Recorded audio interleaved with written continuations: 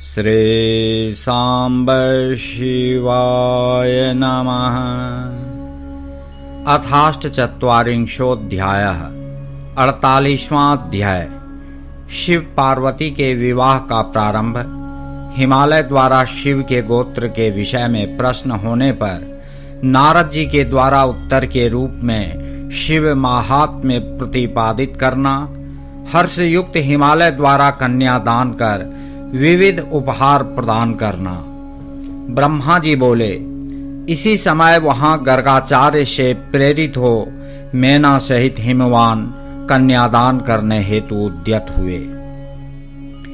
उस समय वस्त्र तथा आभूषणों से शोभित महाभागा मैना सोने का कलश लेकर पति हिमवान के दाहिने भाग में बैठ गईं। तत्पश्चात पुरोहित के सहित हिमालय ने प्रसन्न होकर पाद्य आदि से और वस्त्र चंदन तथा आभूषण से उन वर का वरण किया। इसके बाद हिमालय ने ब्राह्मणों से कहा, अब कन्यादान का यह समय उपस्थित हो गया है, अतः आप लोग संकल्प के लिए तिथि आदि का उच्चारण कीजिए। उनके यह कहने पर काल के ज्ञाता श्रेष्ठ ब्राह्मण निश्चिंत होकर प्रेम पूर्वक तिथि आदि का उच्चारण करने लगे।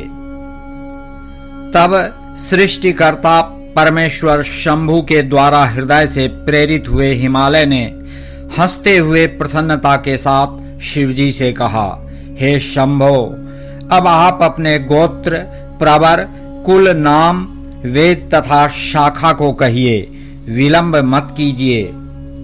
ब्रह्मा जी बोले, उन हिमालय की यह बात सुनकर भगवान शंकर प्रसन्न होते हुए भी उदास हो गए और शोक के योग्य न होते हुए भी शोक युक्त हो गए।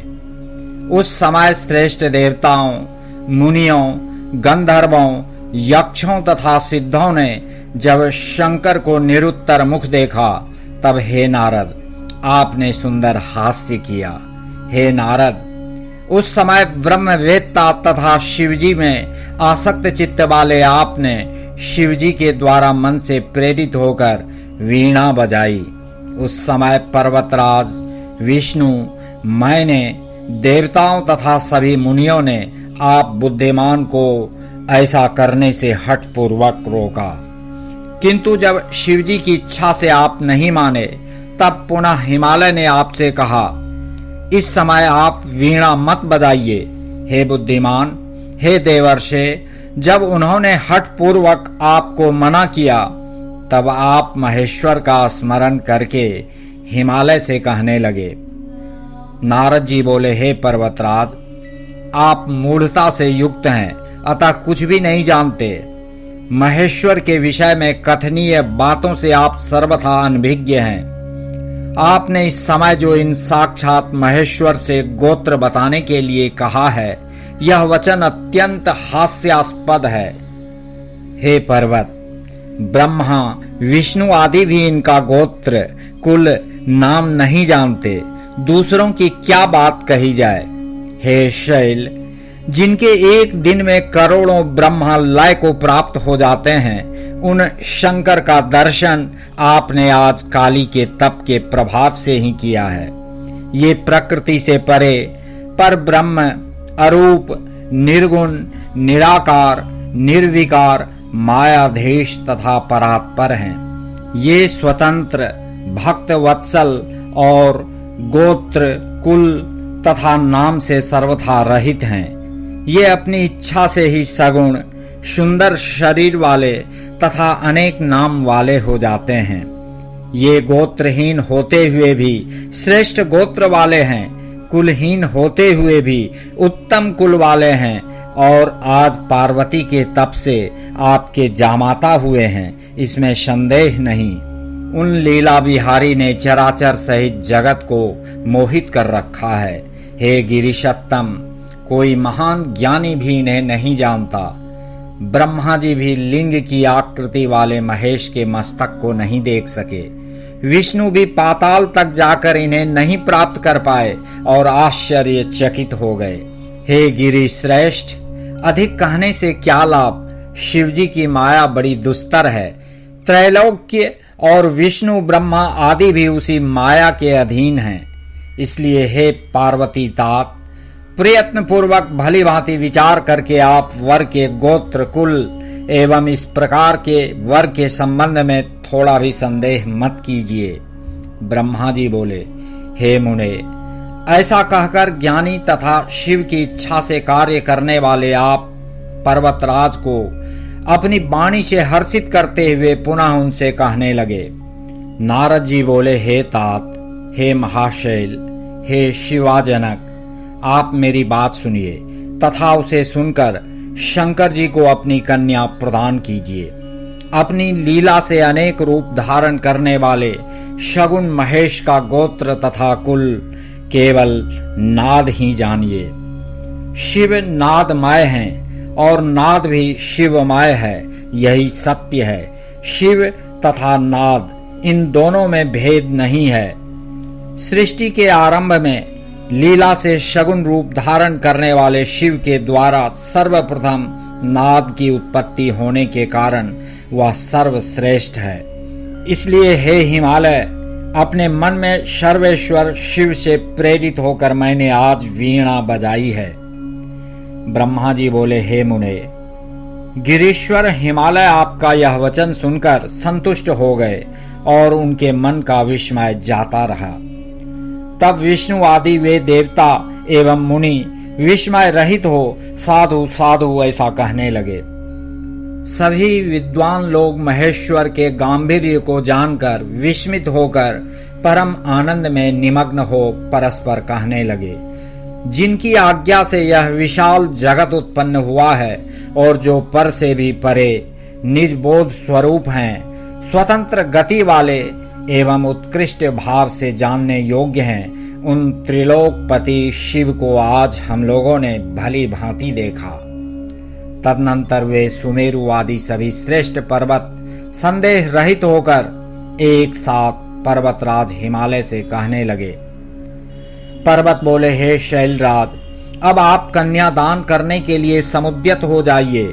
विवाद से क्या लाभ। ऐसा करने से निश्चय ही आपके कार्य में बाधा होगी।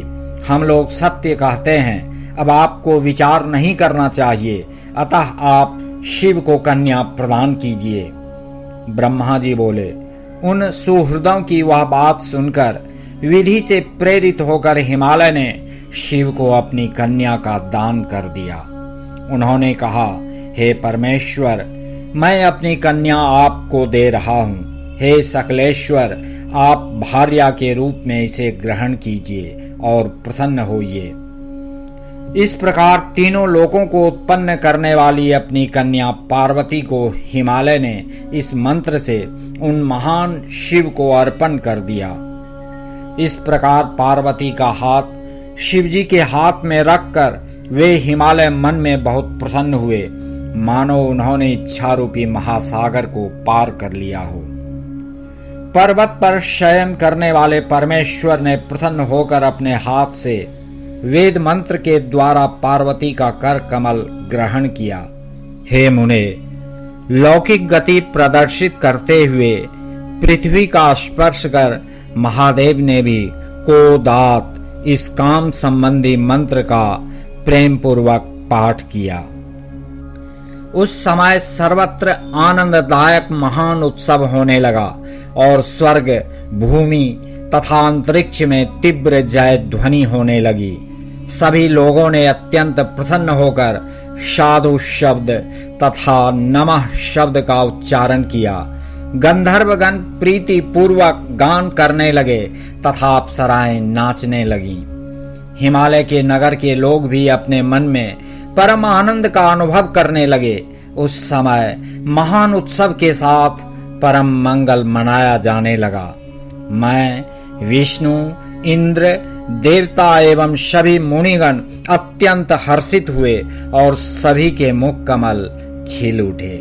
उसके बाद उन शैलराज हिमालय ने अति प्रसन्न होकर कन्यादान की यथोचित सांगता शिव को प्रदान की। तत्पश्चात उनके बंधुजनों ने भक्ति पूर्वक भली भांति पार्वती का पूजन कर शिव जी को विधि विधान से अनेक प्रकार के उत्तम द्रव्य प्रदान किए। हे मुनीश्वर, हिमालय ने भी प्रसन्न चित्त होकर पार्वती तथा शिव की प्रसन्नता के लिए अनेक प्रकार के द्रव्य दिए। उन्होंने उपहार स्वरूप नाना प्रकार के रत्न एवं उत्तम रत्नों से जड़े हुए विविध पात्र प्रदान किए। हे मुने, उन्होंने 1,00,000 सुसज्जित गायें, सजे सजाए 100 घोड़े, नाना रत्नों से विभूषित 1,00,000 अनुरागिनी दासियां दी और 1 करोड़ हाथी तथा सुवर्ण जटित एवं उत्तम रत्नों से निर्मित रथ प्रदान किए। इस प्रकार परमेश्वर शिव को विधि पूर्वक अपनी पुत्री शिवा गिरिजा को प्रदान करके हिमालय कृतार्थ हो गए। तत्पश्चात पर्वतराज ने हाथ जोड़कर श्रेष्ठ वाणी में माध्यन्दिनी शाखा में कहे गए स्तोत्र से परमेश्वर की स्तुति की। इसके बाद वेदज्ञ हिमालय की आज्ञा पाकर मुनियों ने अति प्रसन्न होकर शिवा के सिर पर अभिषेक किया और देवताओं के नाम का उच्चारण कर पर्युक्षण विधि संपन्न की। हे मुने, उस समय परम आनंद उत्पन्न करने वाला महोत्सव हुआ।